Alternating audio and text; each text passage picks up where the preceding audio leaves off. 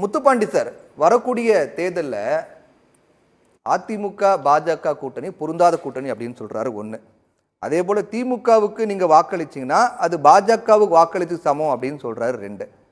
எம்ஜிஆருடைய உண்மையான தொண்டர்களை ஏத்துக்கல பாஜக அதிமுக கூட்டணி அமைச்சது அப்படிங்கிறது. இது எல்லாமே அந்த தேர்தல் வியூகம் அப்படின்னு எடுத்துக்கலாமா? அந்த அதிமுகவுடைய வாக்குகளை அறுவடை பண்றதுக்கான ஒரு பேச்சு அப்படின்னு நம்ம எடுத்துக்கலாமா? அதை அவருடைய இன்றைய பேச்சில் இருந்த சாராம்சம் இல்ல. அப்படி அதிமுகவுக்கு ஓட்டு போடுறவங்க விஜய்க்கு ஏன் ஓட்டு போடணும்னு ஒரு கேள்வி இருக்குல்ல. இப்படி ஒரு கருத்தை சொல்லிட்டாருன்றக்கா விஜய்க்கு போட்டுருவாங்களா? அதை ரொம்ப காலமா டிடிவி சொல்லிக்கிட்டு இருந்தாரு. அப்புறம் டிடிவியே போய் பாஜகவோட கூட்டணி சேர்த்துக்கிட்டாரு. திமுக சொல்லுது இந்த மாதிரி அதிமுகவும் பாஜகவும் பொருந்தா கூட்டணின்னு. திமுக கூட்டணி கட்சியில இருக்கிற எல்லா கட்சிகளும் சொல்லுது. அதுதான் அதையே எழுதி வச்சுட்டு திருப்பி வரும் சொல்றாரு. தன்னை ஒரு பாஜக எதிர்ப்புங்கிறதுல ரொம்ப நாங்க ஸ்ட்ராங்கா இருக்குங்கிற உறுதிப்படுத்துறாரா? ஏன்னா திமுக பொறுத்தவரைக்கும் தொடர்ச்சியாக பாஜக எதிரான ஒரு கட்சிங்கிற மாதிரி தான் அவங்களுடைய பேச்சு, நடவடிக்கை, செயல், தமிழக மக்களுடைய மைண்ட் செட் எல்லாமே இருக்கு. அப்ப அதை உடைக்க பாக்குறாரா? நீங்க திமுக ஓட் பண்ணீங்கன்னா அது பாஜக மறைமுகமா ஓட் பண்ற மாதிரி ஓட் பண்றது சமம் அப்படிங்கிற மாதிரி சொல்றது மூலமாக பாஜகவுக்கு எதிராக நாங்க தான் இருக்கோம், தாவேக்கா தான் இருக்கு அப்படிங்கறத அவர் உறுதிப்படுத்துறாரா? திமுக நம்பாதீங்கன்னு சொல்ல வராரா? இல்லையே, டிவிகேக்கு டிஎம்கேக்கு தான் போட்டின்றாரு. பாஜகவுக்கு எதிராக பாஜகவை தமிழ்நாட்டில் நுழைய விட மாட்டேன்னு நாங்க சொல்றோம். அவர் சொல்றாரா? பாஜகவை எப்படி எதிர்ப்பீங்கன்னு ஏதாவது பேசுறாரா? பாஜகவை திட்டங்களுக்கு எதிராக ஏதாவது பேசியிருக்கிறாரா? பணமதிப்பிழப்பு ஆதரிச்சவர் இன்னைக்கு பேசிருக்காரு சார். நீட்டை ஒழிச்சீங்களா?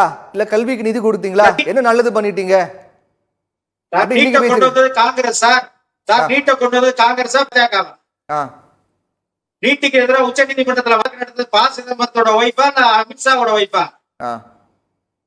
யார் நடத்தினது? தமிழ்நாட்டில் இருக்கிற எல்லா நாசகர திட்டங்களும் கொண்டு வந்தது காங்கிரஸ். கூட நின்று கை கட்டி வேடிக்கை பார்த்த திமுக. பாஜக அவங்க பிள்ளைய பெத்து போட்டாங்க, பேர் வச்சு வளர்க்கிறான், அவ்வளவுதான் நடக்குது. அத பேசணும்ல. தமிழ்நாட்டின் நாசகர திட்டங்களை கொண்டு வந்தது காங்கிரஸ். அதே போல பாஜக இன்றைக்கு அதை வளர்த்து கொண்டிருக்கிறது. அதனால பாஜகவே எதிர்க்கிறேன், காங்கிரஸ் எதிர்க்கிறேன் ஏன் பேச மாட்டாரு? பாஜக கொள்கை எதிர்த்தினா காங்கிரஸ் உனக்கு கொள்கை நண்பனா? என் இனத்தை கொண்ட காங்கிரஸ் உனக்கு கொள்கை நண்பனான்ற கேள்வி இருக்குல்ல, அதுக்கு என்ன விடை சொல்லுவாரு விஜய்? பாஜக என்னுடைய கொள்கை எதிரின்னு சொல்றாரு. எந்தெந்த கொள்கையில எதிர்க்கிறார் அவர்? இல்ல இவர் கொள்கை அவருக்கு எதிராக என்ன இருக்குது?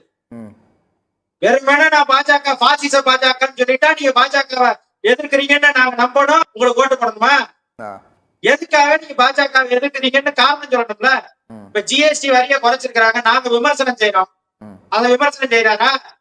ஆனா ஜிஎஸ்டி நீ போட்டதுல இங்க இருக்கிற பாதி நிறுவனங்கள் வழி இல்லாம பூராத்தையும் வித்துட்டு போயிட்டோம்னா நாங்க ஜிஎஸ்டி போட்டதுல இருந்து பேசிக்கிட்டு இருக்கோம். இதுவரைக்கும் விஜய் வாயை திறந்து ஜிஎஸ்டி பத்தி விஜயனுடைய கருத்து என்ன?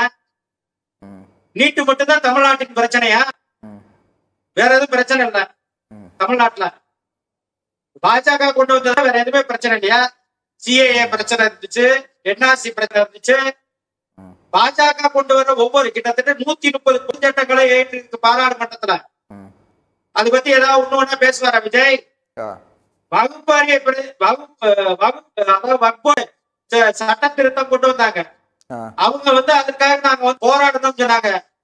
வகுப்பு திருத்த சட்டத்தை குறித்து அவங்க கட்சியில பேச யாராவது ஒருத்தர் இருக்காங்களா? வகுப்பு திருத்த சட்டம்னா என்னன்னு சொல்ல தெரியுமா விஜய்க்கு? எதுவுமே தெரியாது. வீட்டுக்குள்ள இருப்பேன், எழுதி கொடுக்கறதெல்லாம் வாங்கிட்டு வச்சு ஒரு 15 நிமிஷம் ஒரு டயலாக் பேசிட்டு போயிருவோம். உனக்கு ஓட்டு போடணும். நீ பாஜக எதிர்க்கிறேன்னு நாங்க நம்பணும், நீ திமுக எதிர்க்கிறேன்னு நாங்க நம்பணும். நான் விஜய் வந்துட்டாரு, சூப்பர் ஸ்டார் வந்துட்டாரு, வந்த உடனே உங்களுக்கு எல்லாம் ஓட்டு போட்டு உங்களுக்கு முதலமைச்சர் நாற்காலியை கொடுத்துடணும் அப்படியா? விஜய் பாஜகவை எந்த இடத்துல எந்த கொள்கையில இருக்கிறாரு தெளிவுபடுத்த மாட்டேங்கிறாரு கேள்வி இருக்குல்ல. அவர் சொல்றாரு மதசார்பற்ற இடஒதுக்கீடு அப்படின்றாரு. அப்ப மத சார்புள்ள இடஒதுக்கீடு ஒண்ணு இருக்கா தமிழ்நாட்டுல இல்ல இந்தியாவில இருக்கா? இடஒதுக்கீடு குறித்த எந்த புரிதலும் இல்லையா விஜய்க்கு? இன்னைக்கு சொல்றாரு பிற்படுத்தப்பட்ட மக்கள்னு சொல்றாரு, அதே அவருக்கு சொல்ல தெரியல.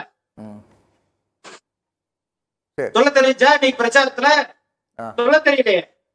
அப்புறம் நான் பாஜகவை நான் எதிர்க்கிறேன், புதிய கல்வி திட்டத்தை ஏற்கிறாரா எதிர்க்கிறாரா? எதிர்க்கிறாரா விஜய்? பாஜக கொண்டு வந்த புதிய கல்விக் கொள்கையை ஏற்கிறாரா எதிர்க்கிறாரா? விஜயனுடைய கருத்து என்ன? பாஜக கொண்டு வந்திருக்கிற வகுப்பு திருத்தத்தை எதிர்க்கிறீங்க, எதற்காக எதிர்க்கிறீங்க? அதுல என்ன பிரச்சனை இருக்குன்னு சொல்லணும்ல. என்னைய எதிர்க்கிறீங்களா எதிர்க்கிறீங்களா? தேசிய புலனாய்வு முகமை இந்தியாவுக்கு தேவையா, தமிழ்நாட்டுக்கு தேவையா, தேவையில்லையா? சரி சரி, விஜய் நிறைய பேர் சொல்லுங்க. ஆமா நிறைய விஷயங்கள் பேசுறாரு, ஆனா எதுவும் ஒரு தெளிவு கிடையாது, ஒரு உறுதி கிடையாது அப்படின்றீங்க. இது மக்கள் சார், மத்தியில ஒரு அவருக்கு புரிதல் வேணும் சார். இல்ல, மக்கள் சார், இதெல்லாம் நம்ம political மக்கள் party- யோசிப்பாங்க, சார், மக்களுக்கு இதெல்லாம் புரியுது அப்படின்னு நினைக்கிறீங்களா? மக்கள் தெரியுதுன்னு நினைக்கிறீங்களா? சார், நான் பொலிட்டிக்கல் பார்ட்டி நடத்துறேன் சார். நான் என்ன வேணாலும் பேசிட்டு போலாம் சார். மக்கள் ஓட்டு போட்டு நாட்டை கொடுக்கணும்னா இந்த நாட்டை நிர்வகிக்கிறதுக்கு நான் தகுதியான ஆளா இருக்கணுமா இல்லையா? ஆ அதைத்தான் கேட்கிறோம். சரி. நீங்க கட்சி தொடங்குறது பிரச்சனை இல்ல, மக்கள் சந்திக்கிறது பிரச்சனை இல்ல, நீ பிரச்சாரம் பண்றது பிரச்சனை இல்ல. உன்கிட்ட நாட்டை எடுத்து கொடுக்கணும்னு சொல்லணுமா இல்லையா? ஆமா. என்கிட்ட நாட்டை எதுக்காக கொடுங்க, நான் இப்படி வாட்டை இப்படி வழி நடத்துவேன், ஆ உலக நாடுகளின் தரத்திற்கு என் கல்வியை உயர்த்தி காட்டுவேன் அப்படி ஏதாவது பேசுவாரா? சரி உலக தரத்திற்கு மருத்துவத்தை கொடுப்பேன்னு பேசுவாரா? சரி சரி, ஓகே, பேசுவோம். அப்படி ஏதாவது கிளாரிட்டி வேணும்ல சார். ஆ கிளாரிட்டி இருந்தா தானே மக்கள் முடியுது முடியுது. நம்புவாங்க. ஆ சரி சார், Clarity இருந்தாதானே மக்கள் நம்புவாங்க. இதுல ஒட்டுமொத்தமா எதுலையுமே ஒரு தெளிவு கிடையாது அப்படின்றது முடிச்சுக்கிட்டீங்க. நம்ம பேசுவோம் சார், பேசுவோம். முத்துப்பாண்டி சார், சுருக்கமா சார், ஒரு வரியில உங்களுடைய இறுதி கருத்து சார், நிகழ்ச்சியோட இறுதி கருத்து. விஜய் ஒரு தெளிவற்ற ஒரு தலைவராக இருக்கிறார். எந்த அரசியல் புரிதலும் இல்லாமல் இருக்கிறார். எழுதி கொடுப்பதை வாசிக்கிற ஒரு பொம்மையாக இருக்கிறார். அப்படி இருக்கும்போது மக்களின் மனதை வென்று அவரால் ஒருபோதும் வாக்குகளை வென்று அவரால் வாக்கு சதவீதத்தை கூட கூட்ட முடியாத ஒரு சூழல்ல விஜய் இருக்கிறார். அவருடைய இந்த பிரச்சாரமோ இந்த மக்கள் சந்திப்போ ஒன்றுக்கும் ஆகாத ஒன்று. முட்டையில தான் முடியும். மக்கள் முட்டை இருந்துச்சோ அது மாதிரி முட்டை தான். ஓகே.